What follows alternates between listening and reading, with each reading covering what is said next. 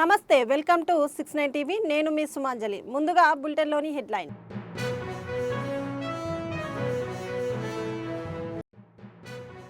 స్థానిక సంస్థల్లో బీసీలకు 42% రిజర్వేషన్ల కల్పనలో తెలంగాణ రాష్ట్రం దేశానికి ఆదర్శంగా నిలబడుతుందని రాష్ట్ర రెవెన్యూ మంత్రి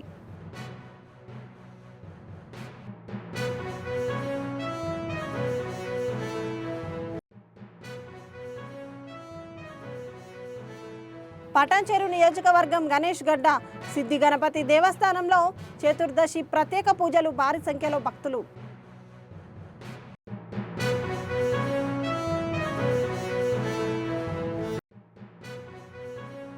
కరీంనగర్ జిల్లా లోయర్ మానేరు జలాశయానికి పెరిగిన వరద ఉధృతి. 2 గేట్లు ఎత్తి నీటిని దిగువకు విడుదల చేసిన కలెక్టర్ పమేలా సత్పతి.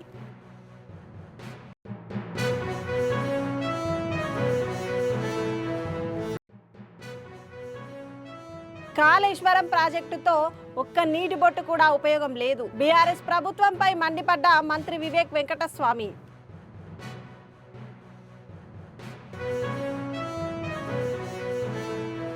ఇక డీటెయిల్స్లోకి వెళ్తే, సంగారెడ్డి జిల్లా పటాన్చెరు నియోజకవర్గం శ్రీ గణేష్ గడ్డ సిద్ధి గణపతి దేవస్థానంలో నేడు సంకష్టహార చతుర్దశి ప్రత్యేక పూజలు, భారీ సంఖ్యలో భక్తులు. ఇస్నాపూర్ మున్సిపాలిటీ పరిధిలోని శ్రీ గణేష్ గడ్డ సిద్ధి గణపతి దేవస్థానంలో నేడు సంకష్టహార చతుర్దశి సందర్భంగా ఉదయం విశేష పంచామృత అభిషేకము, నిజస్వరూప సింధూర వర్ణంతో దర్శనమిస్తున్న సిద్ధి గణపతి భక్తులు భారీ సంఖ్యలో వచ్చి సిద్ధి గణపతిని దర్శించుకున్నారు.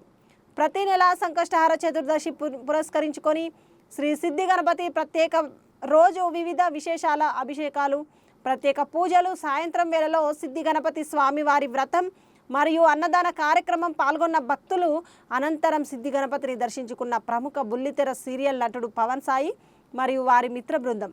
సిద్ధి గణపతి ప్రత్యేకత తెలుసుకొని స్వామివారిని దర్శించుకొని 108 ప్రదక్షిణలు. ఇక్కడ ప్రత్యేకత మొక్కిన మొక్కులు కోరికలు తీరుతాయని చాలామంది భక్తులు తెలియజేశారు. కనుక నేను కూడా ఒక భక్తుడిగా వచ్చి స్వామివారిని దర్శించుకున్నానని తెలియజేశారు. ఈ కార్యక్రమంలో ఆలయ సిబ్బంది, అర్చకులు, చైర్మన్ హరిప్రసాద్ రెడ్డి, భక్తులు తదితరులు పాల్గొన్నారు.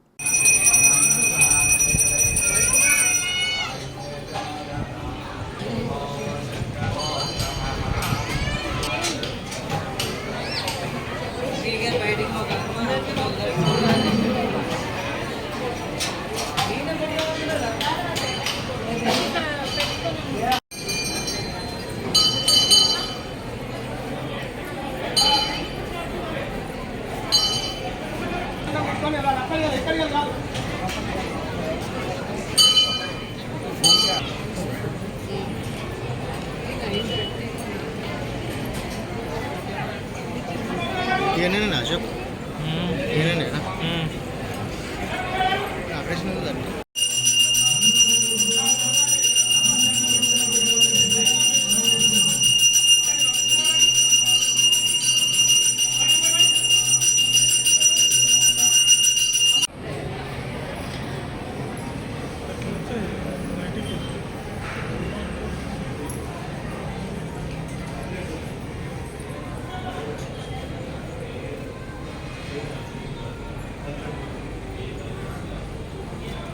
హలో, హాయ్ అందరికీ నమస్తే. నేను Pavan Sai. And first time నేను ఈ గుడికి వచ్చాను. చాలా చాలా హ్యాపీగా అనిపిస్తుంది అండ్ పీస్ఫుల్గా ఉంది. అండ్ చాలా విన్నాను గుడి గురించి. గణేష్ గడ్డ టెంపుల్ చాలా ఫేమస్ అండ్ చాలా పవర్ఫుల్ అని విన్నాను. అండ్ ఎస్, అది విన్న తర్వాత నేను ఎప్పటి నుంచో చెప్తున్నారు చాలామంది. సో అనిపించింది ఒకసారి విజిట్ చేస్తే బాగుంటుంది అని చెప్పి. సో నాకు చిన్నప్పటి నుంచి చైల్డ్హుడ్ ఫేవరెట్ గాడ్ అంటే వినాయకుడు. సో వచ్చి ఒకసారి దర్శనం చేసుకుందాము. అండ్ కొన్ని కోరికలు ఉంటాయి కదా అందరికీ. సో నాకు కూడా ఒక కోరిక ఉంది. సో అందుకే వచ్చాను. సో చూద్దాము. అది అయిపోగానే ఇమీడియట్గా వచ్చేసి మళ్ళీ ఇక్కడ ప్రదక్షిణాలు చాలా ఫేమస్ అని చెప్పారు. సో అది కూడా నేను కంప్లీట్ చేసుకుంటాను. Feeling very happy and blessed to visit this temple. And మీరు కూడా కుదిరితే వచ్చి ఒకసారి దర్శనం చేసుకొని మీ కోరికలన్నీ కూడా దేవుడు తీరుస్తాడని నమ్ముకోండి. డెఫినెట్గా అవుతాయి. Thank you. స్థానిక సంస్థల్లో బీసీలకు 42% రిజర్వేషన్ల కల్పనలో తెలంగాణ రాష్ట్రం దేశానికి ఆదర్శంగా నిలబడుతుందని రాష్ట్ర రెవెన్యూ, హౌసింగ్, సమాచార, పౌర సంబంధాల శాఖ మంత్రి పొంగులేటి శ్రీనివాసరెడ్డి అన్నారు.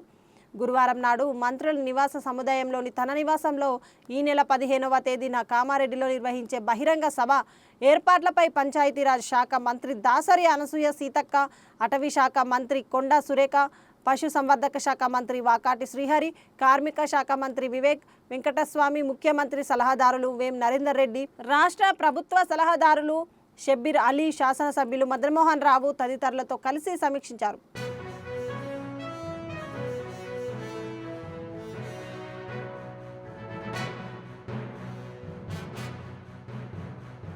రాజన్న సిరిసిల్ల జిల్లాలో జౌలి శాఖ కార్మికులకు న్యాయం చేయాలని కోరుతున్నారని, తప్పకుండా వారికి అండగా ఉంటామని మంత్రి వివేక్ వెంకటస్వామి తెలిపారు. 10 ఏళ్ల బీఆర్ఎస్ హయాంలో ప్రజల గురించి మర్చిపోయి కేవలం కుటుంబం కోసం పనిచేశారని విమర్శించారు. గత కాంగ్రెస్ ప్రభుత్వంలో ఇందిరమ్మ ఇల్లు ఇచ్చాము, మళ్లీ కాంగ్రెస్ హయాంలోనే ఇందిరమ్మ ఇల్లు ఇస్తున్నామని తెలిపారు.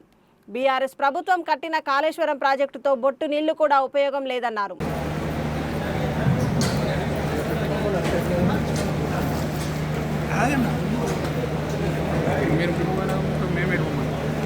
వాళ్ళు డబ్బులు పెట్టుకుని ఇల్లు ఇస్తామని చెప్పి మోసం చేయడం జరిగింది.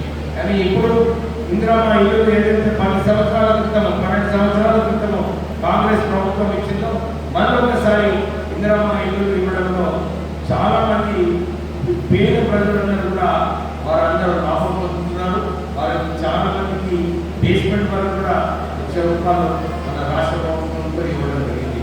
సన్న బియ్యం అనుకోండి, కొత్త రేషన్ కార్డు అనుకోండి, రైతు భరోసా అనుకోండి, ఇవన్నీ కూడా రాష్ట్ర ప్రభుత్వము పేద ప్రజలకు మనము మంచిగా చేయాలని చెప్పి అదే ఆలోచనతో ఈ రాష్ట్రానికి ఈ కల్వకుంట్ల కుటుంబం ఏదైతే ఆర్థికంగా ఖజానా ఖాళీ చేసినారో, దోచుకున్నారో, ఇవన్నీ దోచుకోవడం వలన ఇబ్బందులు ఉన్నప్పటికీ కూడా మనము ప్రజలకు న్యాయం చేయాలని చెప్పి రేవంత్ రెడ్డి గారు ఈ అన్ని కార్యక్రమాలు తీసుకొని ఈ స్కీమ్స్ అన్ని కూడా సరిగ్గా ఇంప్లిమెంట్ చేస్తూ ముందుకు వెళ్తున్నాం. మనం ఒక విషయం గమనించాలి, ఈ గ్యారంటీ కార్డు వలన ఏదైతే ప్రజలకు ఇల్లు వస్తుందో, 200 యూనిట్లు ఫ్రీ వస్తుందో, 500 రూపాయల గ్యాస్, తర్వాత రాజీవ్ ఆరోగ్యశ్రీ స్కీమ్ కింద 10 లక్షలలో ఎన్ని సేవలు చేసినారని చెప్పి ఇద్దరు కూడా విషయాలు చెప్తూ వారు పూర్గా వెంకటస్వామి గారు, నేను కూడా మంచిగా గుర్తుంది.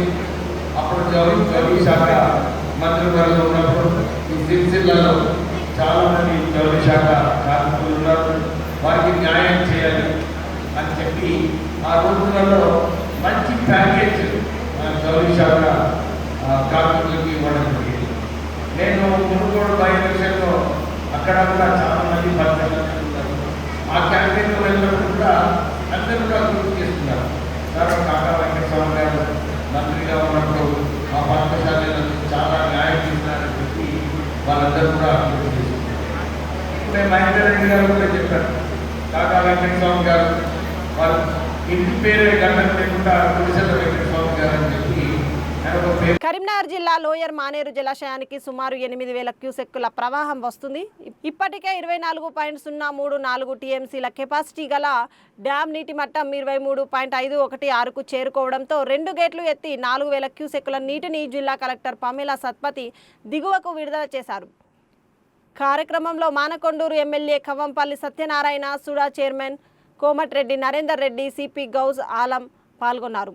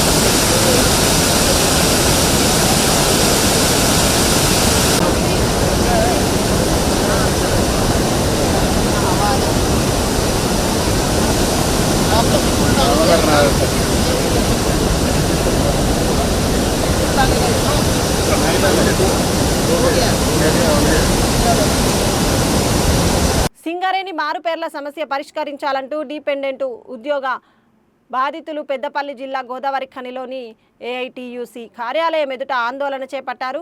ఏళ్లు గడుస్తున్నా తమ సమస్య పరిష్కరించడంలో గుర్తింపు ప్రాతినిధ్య సంఘాలు నేతలు స్పందించడం లేదంటూ ప్లకార్డులో కార్యాలయం ఎదుట ఆందోళన చేస్తూ బైఠాయించారు. కార్మిక సంఘాలు స్పందించి తమ సమస్యను పరిష్కరించి ఉద్యోగాల కల్పనకు కృషి చేయాలని కోరారు. ఈరోజు ఏఐటీసీ ముందు మేము నిరసన వ్యక్తం చేస్తున్నాం. ఖచ్చితంగా సీతారామయ్య సారు ఈ యొక్క సెక్షన్ మీటింగ్ 12 తారీఖు జరగబోయే సెక్షన్ మీటింగ్లో మాపై ఖచ్చితంగా సర్క్యులర్ తీసుకురావాలి. మరి 43 మంది జేఎంఈటీలు ఏమో ఉద్యోగం చేయలేక పక్కకు పోతే వాళ్ళని పిలిచి ఉద్యోగాలు ఇస్తారు. మేము నిజమైన వారసులం, మేము మా తండ్రులకే పుట్టామని DNA టెస్టులకు కూడా సిద్ధమని చెప్పి మీ ఏఐటీసీ ముందు నిరసన చేస్తే మాట్లాడడానికి రావట్లేదు. మా తండ్రులు ఆ రోజు మీకు కప్పం కట్టలేదా? ఆ రోజు మీకు ఏదైతే గుర్తింపు సంఘానికి ట్యాక్స్ కట్టలేదా? మమ్మల్ని ఎందుకు మీరు ఇట్లా విస్మరిస్తున్నారని చెప్పి సీతారామయ్య సార్ మేము డిమాండ్ చేస్తున్నాం. ఖచ్చితంగా 12వ తారీఖు నాడు సర్క్యులర్ రిలీజ్ చేయండి. మీరు C&MDని వదిలిపెట్టద్దు, అలాగే డైరెక్టర్లను వదిలిపెట్టద్దు, లేకుంటే గుర్తింపు సంఘానికి మీరు రాజీనామా చేయాలని మేము ఈ సందర్భంగా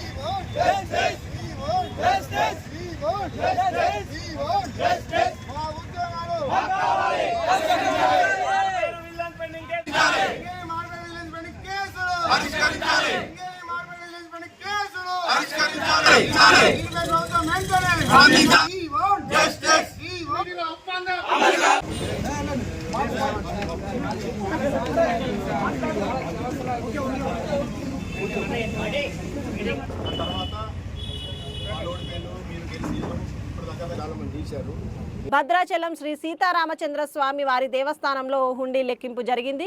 ఈ సందర్భంగా వచ్చిన ఆదాయం, బంగారం, వెండి, విదేశీ కరెన్సీ వివరాలు ఆలయ అధికారులు వెల్లడించారు. స్వామివారి హుండీ మొత్తం ఆదాయం 1,52,59,499 వచ్చిందని తెలిపారు. నగదుతో పాటు 89 గ్రాములు బంగారం, 1 కిలో 20 గ్రాముల వెండి భక్తులు సమర్పించినట్లు తెలిపారు. సీతారామచంద్ర స్వామి టెంపుల్ సంబంధించి మనం ఈరోజు ఇక్కడ హుండీ లెక్కింపు చేసుకోవడం జరిగింది. మరి దీనికి సంబంధించి గత 10 రోజుల కిందనే సంబంధిత శాఖలన్నిటి కూడా మన నోటీస్ ఇచ్చి ఈరోజు హుండీ లెక్కింపు ఉంటుందని తెలియజేయడం జరిగింది. మరి దానిలో భాగంగానే ఈరోజు మనం ఉదయం 8:30 గంటలకి టెంపుల్ సిబ్బంది ప్లస్ మన ఎండోమెంట్ డిపార్ట్మెంట్ నుంచి మన అసిస్టెంట్ కమిషనర్ ఆఫీస్ ఇన్స్పెక్టర్ గారు మరియు దేవాదాయ శాఖ మన టెంపుల్ సిబ్బంది, అదేవిధంగా ఇక్కడ ఉన్నటువంటి వాలంటీర్స్, మరి అదేవిధంగా మన SPF సిబ్బంది, వీళ్ళందరి సమక్షంలో కూడా ఇక్కడ టెంపుల్లో ఉన్నటువంటి అన్ని హుండీస్ను కూడా ఓపెన్ చేసి వాటికి సంబంధించి 64 బ్యాగులని ఈరోజు మనం అన్నీ కూడా ఈ చిత్రకూట మండపంలోకి తీసుకొచ్చి వాటన్నిటిని కూడా లెక్కింపు చేయడం జరిగింది. మరి దీనికి సంబంధించి మనకి 1,52,59,499 రూపాయలు రావటం జరిగింది. మనకి బంగారం వచ్చేసి 89 గ్రాములు, అదేవిధంగా వెండి 1 కేజీ 20 గ్రాములు. Singareni colonies employees union ballot polling నిర్వహించింది. సింగరేణి వ్యాప్తంగా అన్ని భూగర్భ ఉపరితల గనుల్లో బ్యాలెట్ బాక్సులను ఏర్పాటు చేసినట్లు సంఘం నాయకులు తెలిపారు. పెద్దపల్లి జిల్లా రామగుండం రీజియన్లో ప్రజాస్వామ్య పద్ధతిలో కార్మికులను ఓటింగ్లో భాగస్వాములను చేసినట్లు వారు పేర్కొన్నారు. ప్రభుత్వ రంగ సంస్థల్లో పనిచేసే కార్మికులకు ఆయా యాజమాన్యాలు సొంతింటి కోసం కాలనీలో ఏర్పాటు చేసినట్లు సిఐటియు రాష్ట్ర ఉపాధ్యక్షులు భూపాల్ తెలిపారు. సింగరేణిలో కార్మికుల అభిప్రాయాలను సేకరించేందుకు యాజమాన్యం అడ్డుపడుతుందని ఆయన అసహనం వ్యక్తం చేశారు.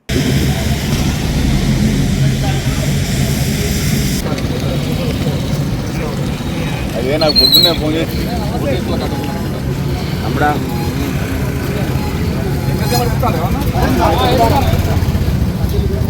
లేకపోతే మీరు కూడా ఓట్లు మీరు వేసుకున్నారంటే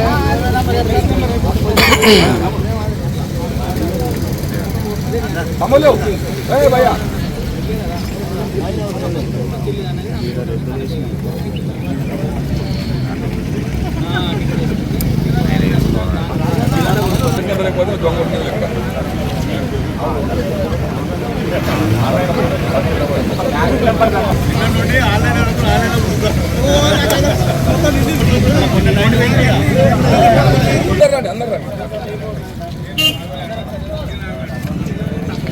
కొంచెం మెల్లగా మీరు కొంచెం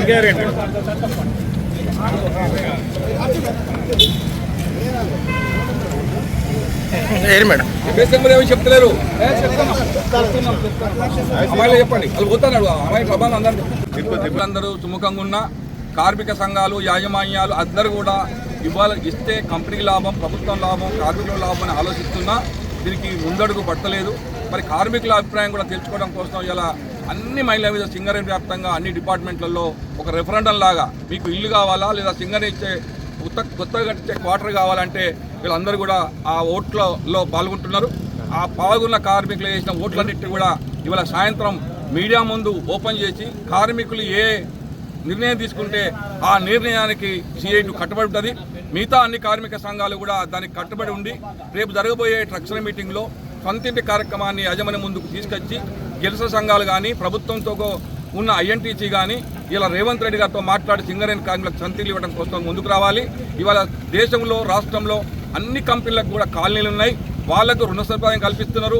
యాజమాన్యమే వాళ్ళకి ఇవ్వాల్సిన ఇచ్చారని ఈఎంఐ రూపాయలు పెట్టి దిగిపోయిన నాటికి సంతిల్లు కార్యక్రమాన్ని ఇలా అన్ని కంపెనీలు రూపొందించేసినాయి. అందులో భాగంగానే సింగరేణి కార్మికులు కూడా మాకు కొంచెం జాగా చూపిస్తే మేమే లోన్ తీసుకొని ఆ కంపెనీ ఇచ్చే ఇచ్చారని మేము ఈఎంఐ పెట్టుకొని 5-10 సంవత్సరాలలో మా సొంతిల్లు రావడానికి అవకాశం ఉంది. అందుకు యాజమాన్యం కానీ ప్రభుత్వం కానీ కార్మికుడు ₹1 చెల్లించకుండానే ప్రతి కార్మికుడికి 25-30 లక్షల ఇల్లు రావడానికి ఉంది. కొన్ని వందల ఎకరాలు 1360 ఎకరాల భూమి సింగరేణిలో ఖాళీ స్థలాలు ఉన్నాయి. కొన్ని వేల క్వార్టర్లు ఇలా ఖాళీగా ఉన్నాయి. ఆ స్థలాలు సింగరేణి కార్మికులకు భూమి కొనకుండానే అందరికి ఇల్లు కట్టించే అవకాశం ఉందని చెప్పి యాజమాన్య దృష్టికి ఇప్పటికే చూసుకొచ్చినాం. అందుకే ప్రభుత్వం, యాజమాన్యం, అన్ని కార్మిక సంఘాలు కూడా దీన్ని బలపరిచి సాయంత్రం ఇచ్చే మొత్తం ఓట్ల లెక్కింపులో కార్మికులు ఇచ్చే నిర్ణయానికి మనం అందరం కట్టుబడి ఉండాలని చెప్పి కోర్టు కార్మిక వర్గాన్ని ఓటేసిన కార్మికులందరూ కూడా సింగల్ కాస్ట్ ఎంప్లాయీస్ యూనియన్ కృతజ్ఞతలు తెలియజేస్తాం. మిత్రులందరికీ నమస్కారం. నా పేరు భూపాల్, సిఐటి రాష్ట్ర ఉపాధ్యక్షుని. ఈరోజు సింగరేణి వ్యాప్తంగా సింగరేణి కార్మికులకు సొంతింటి కళ కోసము సిఐటి ఆధ్వర్యంలో ఈరోజు బ్యాలెట్ ప్రోగ్రాం జరుగుతూ ఉంది. కార్మికులందరూ కూడా చాలా ఉత్సాహంగా పాల్గొని ఓట్లు వేస్తూ ఉన్నారు. ఈ పరిస్థితుల్లో సింగరేణి యాజమాన్యం కావచ్చు, గుర్తింపు సంఘాలు కావచ్చు, ప్రాతినిధ్య సంఘాలు అనేక ఆటంకాలు సృష్టిస్తూ ఉన్నాయి. ఈరోజు ఈ కార్యక్రమానికి రాకుండా అనేక రకాల ఇబ్బందులు పెట్టారు. లోపల బాక్సులు పెట్టకుండా ఆటంకాలు కల్పించారు. అలాగే భయప్రాంతాలకు గురి చేసినటువంటి పరిస్థితుల్లో కూడా ఈరోజు అన్ని మైన్స్ మీద పెద్ద ఎత్తున ఈ కార్యక్రమంలో కార్మిక సోదరులందరూ పాల్గొంటూ ఉన్నారు. వారికి అందరికీ సిఐటి తరఫున ప్రత్యేకంగా ధన్యవాదాలు తెలియజేస్తూ ఉన్నాను. మన సొంతింటి కళ సాధించుకోవాల్సినటువంటి అవసరం కూడా ఉంది. ఈరోజు సింగరేణి యాజమాన్యం యొక్క నిర్లక్ష్య వైఖరి, గుర్తింపు సంఘాల యొక్క నిర్లక్ష్య వైఖరి వల్ల అనేక రకాల సమస్యలు పెండింగ్లో ఉన్నాయి. కాబట్టి ఏదేమైనా ఈ కార్మికుల నుంచి వచ్చినటువంటి అభిప్రాయాల్ని మళ్ళీ సింగరేణి యాజమాన్య దృష్టికి, ప్రభుత్వం దృష్టికి తీసుకువచ్చి సొంతింటి కళ సాధించే వరకు సిఐటి పోరాటం చేస్తుందని చెప్పి సందర్భంగా తెలియజేస్తూ ఉన్నాం. బులెటిన్ ముగించే ముందు హెడ్లైన్స్ మరోసారి.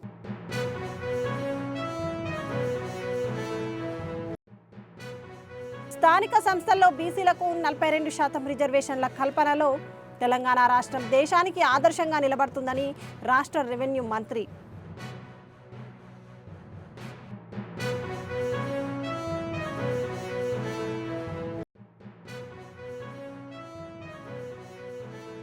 పటాన్చెరు నియోజకవర్గం గణేష్ గడ్డ సిద్ధి గణపతి దేవస్థానంలో చతుర్దశి ప్రత్యేక పూజలు, భారీ సంఖ్యలో భక్తులు.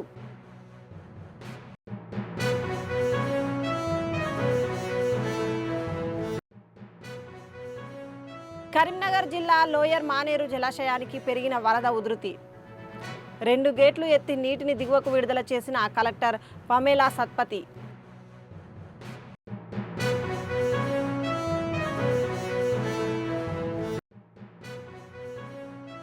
కాళేశ్వరం ప్రాజెక్టుతో ఒక్క నీటి బొట్టు కూడా ఉపయోగం లేదు. బీఆర్ఎస్ ప్రభుత్వంపై మండిపడ్డ మంత్రి వివేక్ వెంకటస్వామి.